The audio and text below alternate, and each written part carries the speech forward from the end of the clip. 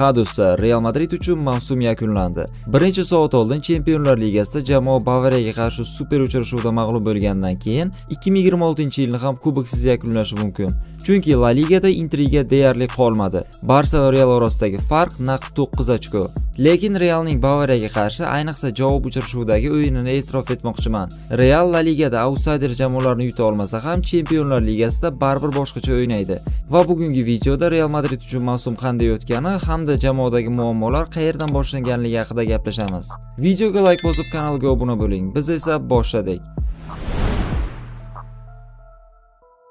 25-may 2025-yilda Real Madrid Xabi Alonsoni jamoaning yangi murabbiyi deb e'lon qiladi va yangi davr boshlangandek ko'ringan edi. O'sha yozda himoyaning zaif nuqtalariga futbolchilar xarid qilinib, jamoaning tarkibi to'ldirilgan edi. Trent, Hausen va Alvaro Carreras jamoaga qo'shilib, tarkibni juda qo'rqinchli darajaga chiqarib yuborishgandi. Lekin Xabi Alonso Perezdan yarim himoyachi so'raganda, Florentino unga rad javobini beradi. Asosiy nomzod Stiller hamda Martin Subimendi edi. Carlo Ancelottining g'oyalari eskirgandan keyin uning o'rniga kelgan murabbiy Alonso yosh, yangi g'oyalar va taktikalar bilan Galacticos 2 ni yangi darajaga olib chiqish kerak edi. Lekin nimadir noto'g'ri ketdi.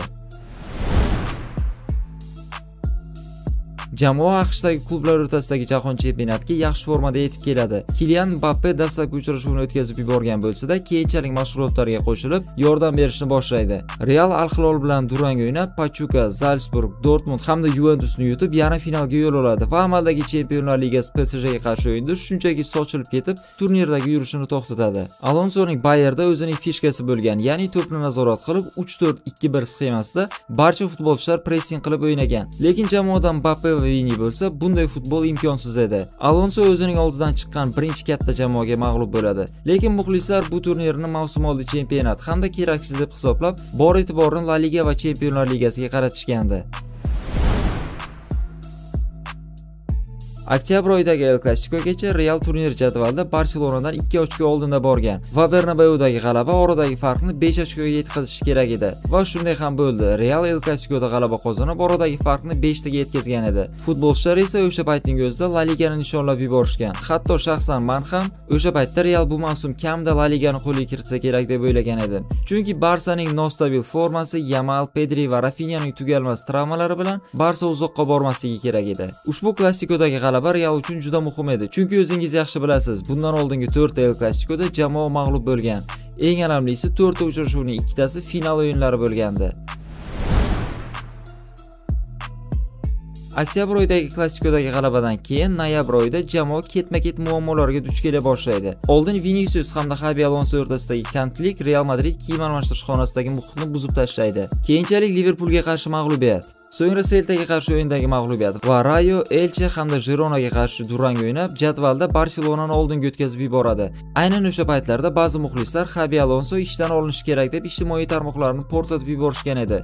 Lekin dekabr oyidagi muvaffaqiyatli o'yinlar sabab murabbiy qoladi.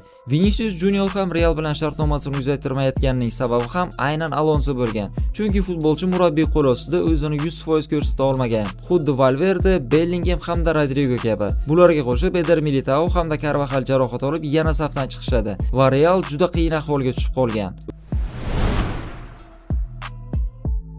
12 yanvar 2026-yil yilning dastlabki El Clasicosi va Super Kubok finali. Ushbu Clasiconing o'tgan safargisidan farqi bu yerda Barsa favorit sifatida kelgan. Real Atleticoni yarim finalda zo'rg'a yutib finalga keladi. Va agar Clasicoda katta hisob bilan Real yutqazsa, Alonso ishdan olinadi degan xabarlar chiqa boshlagan. Bu safar to'liq tarkib bilan kelgan Barsa Realni 3-2 hisobda yutib kubokni qo'lga kiritadi. O'yinni 10 kishi bo'lib yakunlagan bo'lsa-da, lekin Real Madrid shunga ham qaramasdan Barselonaga qarshi yaxshi o'yin ko'rsatgan va muxlislar hamda ba'zi futbolchilar Alonsoning proyektiga ishonch bildirishayotgan edi. Afsuski, oradan bir kun o'tib Real Madrid Xabi Alonsoni ishdan bo'shatganligi haqida e'lon qiladi.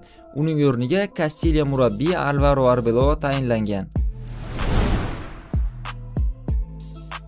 Alvaro Arbeloa vaqtinchalik murabbiy ekanligini hamma tushungan, hatto Alvaroning o'zi ham. Keyinchalik asosiy kandidat sifatida Jurgen Kloppni Real Madrid bilan bog'lashadi. Arbeloa ham dastlabki uchrashuvda 3-divizion jamoasi Albacetega qarshi o'yinda mag'lub bo'lib, sharmandali tarzda Qirollik kubogini tark etadi. Yangi murabbiy tomon yog'ilayotgan heytni endi tasavvur qiling. Ustiga ustak 29-yanvar kuni Real Benficaga qarshi ham mag'lub bo'lib, Chempionlar Ligasi play-off bosqichiga to'g'ridan-to'g'ri chiqa olmaydi. Eng alamlisi so'nggi golni darvozabon Trubin kiritgani Real Madrid muxlislari uchun juda alamli bo'lgan. Lekin bu yerda murabbiyni ayblash xato edi. Mavsum qanday tugashidan qat'iy nazar Florentino Perez Xavi Alonsoga imkon berib ko'rsa bo'lardi. Xavi ham Barsadagi birinchi yarim mavsumda ijobiy natijalar ko'rsata olmagan, lekin keyingi yilda ikkita kubokni yutib beradi. Lekin negadir Florentino Perez Alonsoga imkoniyat bermaydi. 17-fevralda esa Real La Ligada birinchi o'ringa ko'tariladi. Barsa Gironaga mag'lub bo'lgandan keyin. Lekin oradan ko'p o'tmasdan jamoa aynan Benficaga qarshi mag'lub bo'lgan sabab fevral oyida ikkita ko'p o'yin o'tkazadi. Va tarkibdagi futbolchilar yetishmagan sabab Osasuna hamda Getafega mag'lub bo'lib, La Ligada Barselonani yana oldinga o'tkazib yuboradi. Keyingi voqealarni o'zingiz yaxshi bilasiz. Cityga qarshi fenomenal ikkita uchrashuv va umumiy 5-1 hisobidagi g'alaba. Chempionlar Ligasidagi ushbu uchrashuvlarni ko'rib, Real La Ligani yuta olmasa ham, Chempionlar Ligasini yutishiga ishona boshlagan edi. Chunki eng xavfli raqib hech narsa yo'qotmaydigan raqib hisoblanadi. Aprel 2026 Real bor e'tiborini Chempionlar Ligasiga qaratib, La Ligani butunlay qo'ldan chiqaradi. Mallorcaga qarshi mag'lubiyat hamda Gironaga qarshi durangdan so'ng Arbeloa jamoasi Barselonadan 9 ochko ortda qolmoqda va katta ehtimol La Ligani qo'ldan chiqardi. Chunki chempionat tugashiga 8 tur qolmoqda. Agar Real Klasikoda g'alaba qozonsa ham, oradagi farq 6 ochko bo'lib qoladi. Va bir necha soat oldingi Bavariyaga qarshi bo'lgan uchrashuv haqida gaplashsak, tezkor gol kiritilgandan keyin comeback juda ham yaqin ko'ringan edi. Ayniqsa birinchi taymning o'zida Real hisobni 3-2 qilgandi. Ikkinchi taymda ham Real juda yaxshi imkoniyatlarga ega bo'ladi. Mbappe osonlikcha hisobni 4-2 ham qilishi mumkin edi. Undan sal o'tib Viniciusda ham ajoyib imkoniyat bo'ladi. 84-daqiqada Kamavinga qizil olganda Real Madrid Chempionlar Ligasidan chiqib ketgan edi. Ha, aynan o'sha vaziyatdan keyin Xayrulla Hamidov aytgandek, bir kishi kam bo'lib himoyalanish juda qiyin. Shu sabab ham Real qolgan daqiqalarda ikkita gol o'tkazib, Bavariyaga yana mag'lub bo'ladi. Realga ushbu o'yin uchun juda katta respekt, ayniqsa Arbeloaga butun mavsum uchun. El Clasico'dagi natija qanday bo'lishidan qat'iy nazar Arbeloa o'zini yaxshi ko'rsata oldi. Katta ehtimol keyingi mavsumdan Realni boshqa murabbiy boshqarsa ham kerak. U haqida hali alohida video tayyorlaymiz. Ha do'stlar, Real Madrid uchun mavsum yakunlandi. Juda katta ambitsiyalar jamoaga afsuski yordam bermadi. Real uchun bu mavsumni bemalol muvaffaqiyatsiz deb hisoblasa bo'ladi. Xuddi o'tgan mavsumdagidek. Jamoa 2 yildan beri kubok yutmay kelyapti. Aynan Kylian Mbappe jamoaga qo'shilgandan beri. Ba'zi muxlislar aytayotganiga qaramay, Mbappe jamoaning muammosi emas. Bir mavsumda 40 ta gol uradigan futbolchi hech qachon muammo bo'lmaydi. Realga shunchaki yangi va kuchli murabbiy hamda ozroq vaqt kerak. Shu bilan videoga yakun yasaymiz. Ushbu mavsumdagi Real Madrid haqidagi fikringizni izohlarda yozib qoldiring. Kelasi videolarda ko'rishguncha sog' bo'ling, o'zingizni asrang.